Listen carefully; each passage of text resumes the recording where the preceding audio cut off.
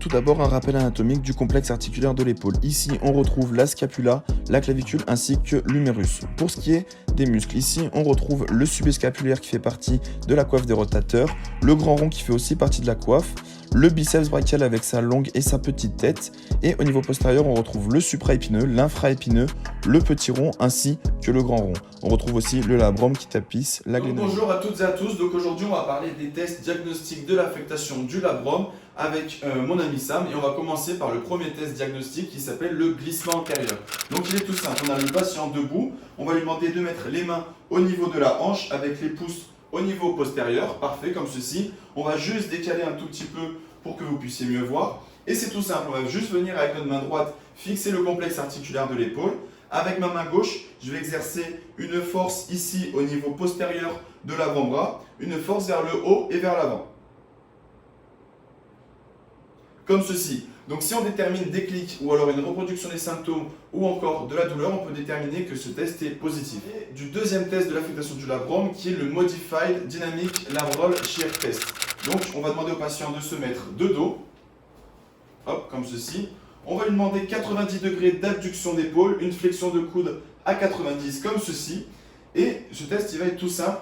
On va juste demander au patient de faire des mouvements d'abduction entre 60 et 120 degrés. Et là, on va positionner notre main au niveau postérieur de l'épaule pour sentir s'il y a quelques clics, s'il y a une reproduction des symptômes, une reproduction des douleurs. Si c'est le cas, on peut considérer que le test est positif. Donc bonjour à toutes et à tous, on va parler du troisième test d'affectation du labrum. Donc ce test, on l'appelle le test de compression passive. Et il est tout simple, on demande donc au patient d'être sur le côté sain de son corps, bien sûr. On va lui demander une flexion de coude à 90, 30 degrés d'abduction d'épaule, une rotation externe maximale. Et là, ce qu'on va faire, on va simplement venir comprimer le complexe articulaire de l'épaule vers au niveau longitudinal, une force longitudinale donc vers les pieds.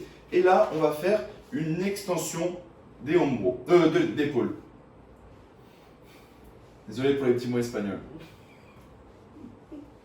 Si on peut sentir quelques clics ou alors si on retrouve une reproduction des symptômes ou de douleur au niveau du patient, on peut considérer que ce test est positif. Donc bonjour à toutes et à tous, aujourd'hui on va réaliser les tests diagnostiques pour une affectation du labrum, donc des lésions type SLAP par exemple. Donc qu'est-ce qu'on va faire? On va avoir le patient allongé sur le dos, on va lui demander une abduction à 150 degrés, donc jusqu'ici à peu près, et nous de notre côté on va juste venir fixer le complexe articulaire de l'épaule à ce niveau-là et on va faire des mouvements de prono et de supination. Et là on va essayer de détecter quelques clics ou alors une douleur ou une reproduction des symptômes pour dire si le test est positif ou non. Et enfin, le dernier test pour détecter une affectation de l'articulation acromioclaviculaire, c'est le test de compression active, ou autrement dit le test de O'Brien. Donc, en quoi consiste le test? Donc, le patient est assis, on va demander au patient légèrement de faire une flexion à 90 d'épaule, ensuite on va l'amener à 10-15 degrés d'adduction horizontale et on va lui demander de faire une rotation interne d'épaule. Ensuite, l'objectif, c'est d'appuyer et de demander au patient de résister.